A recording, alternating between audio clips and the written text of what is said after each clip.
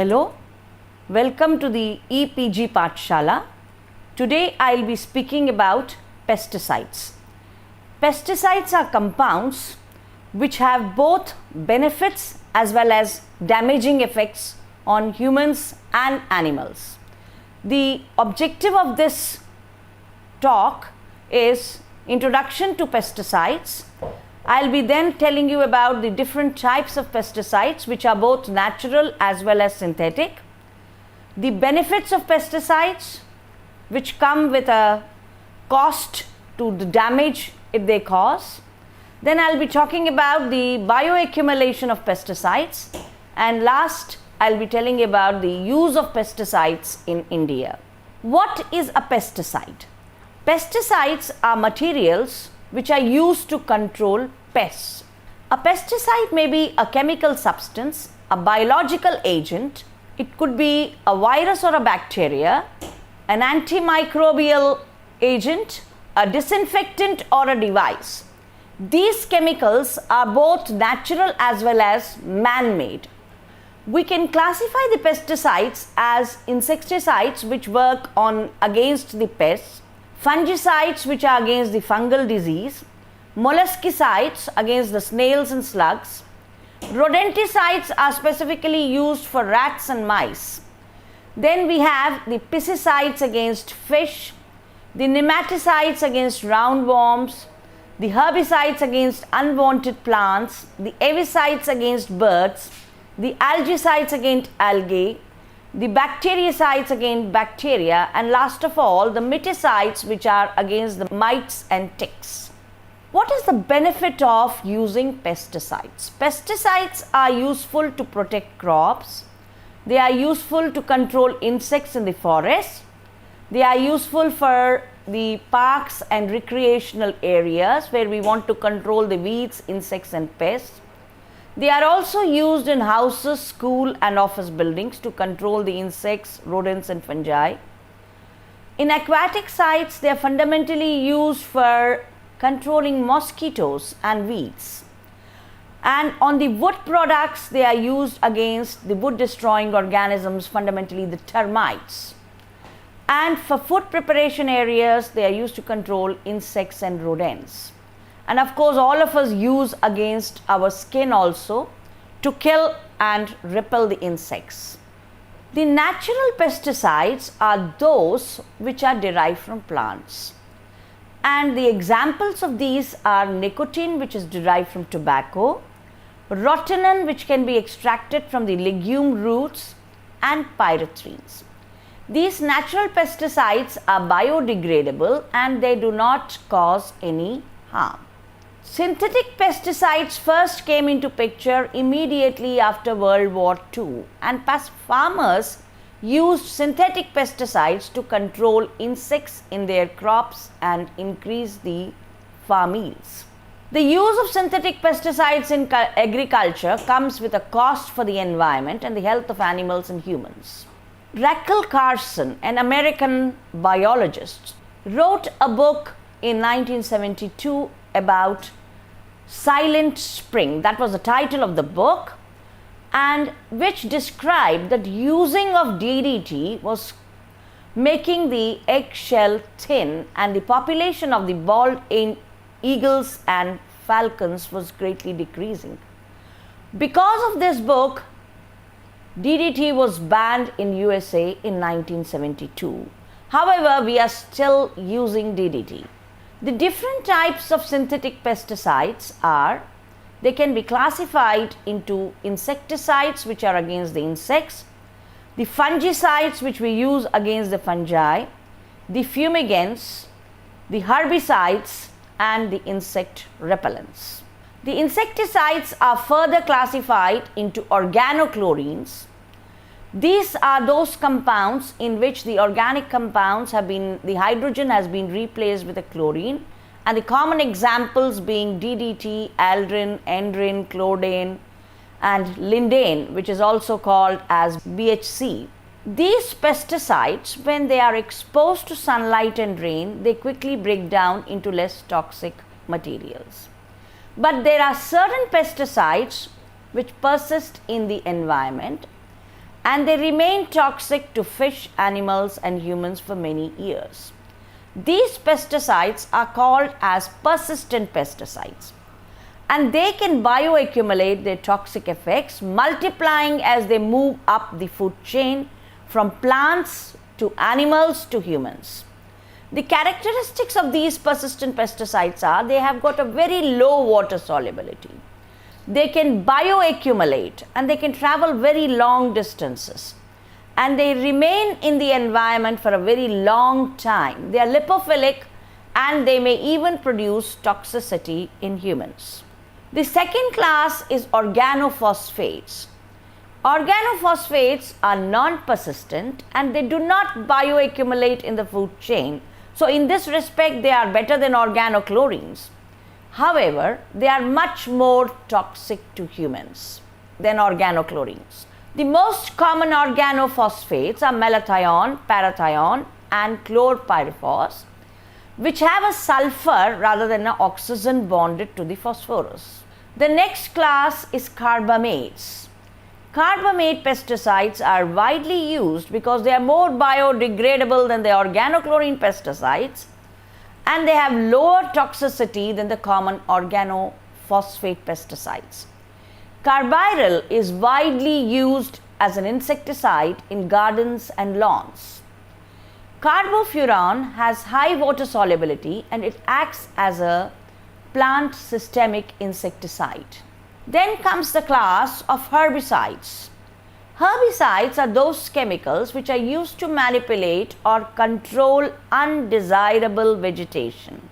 And the potential effect of these herbicides is influenced by their toxic mode of action, their method of application. They may be classified on the basis of selectivity. They are selective herbicides and non-selective herbicides. Selective herbicides are those which act on certain plant species but they do not affect the others. Non-selective herbicides, on the other hand, kill all vegetation. They are also classified on the mode of action. Some of these herbicides, they are called as contact herbicides, and they will kill only those plant parts to which they are applied. However, the other class, which is called as systemic herbicides, they are absorbed by the roots of or the other parts of the plant and they move all through the plants. They can be also classified on the basis of time of application as pre-plant herbicides, pre-plant emergence herbicides, and past emergent herbicides.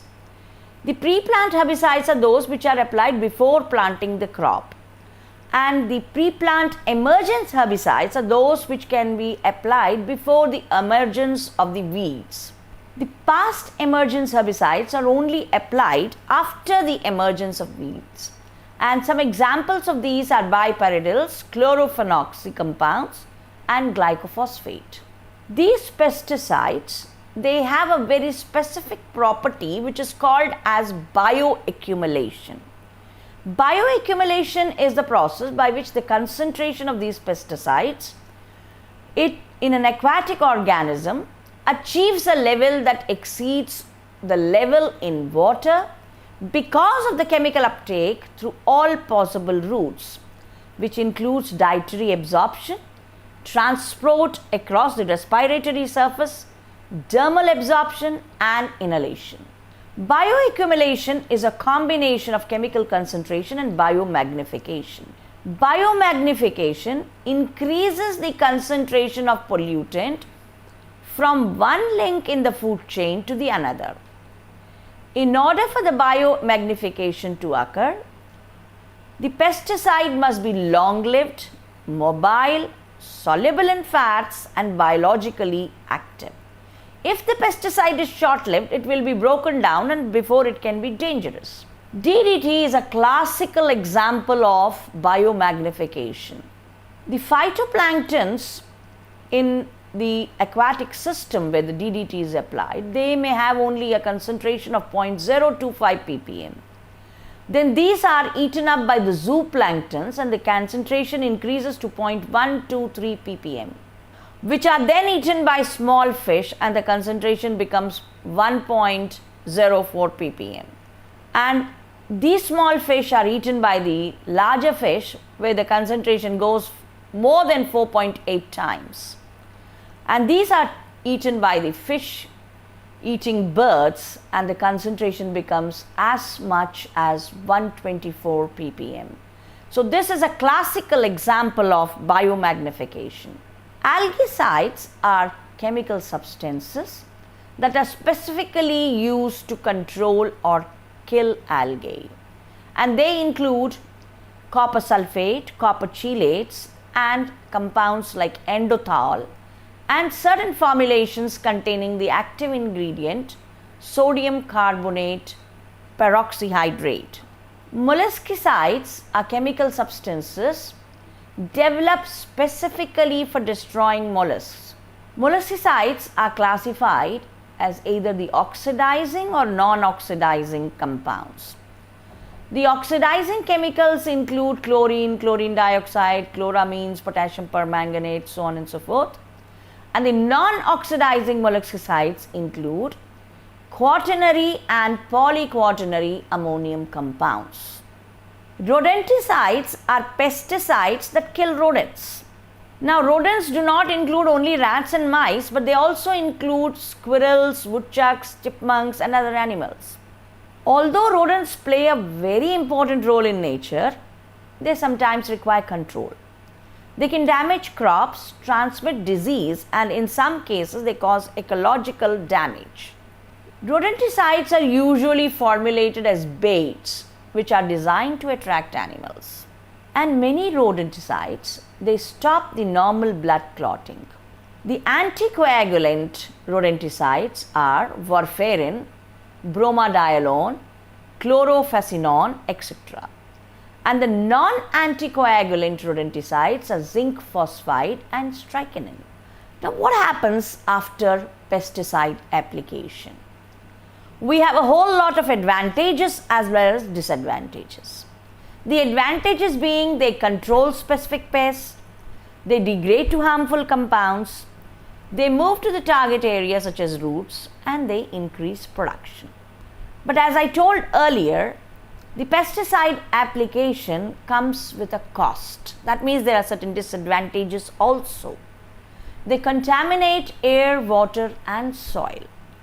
They persist in the environment, and they injure the non-target plants and animals also.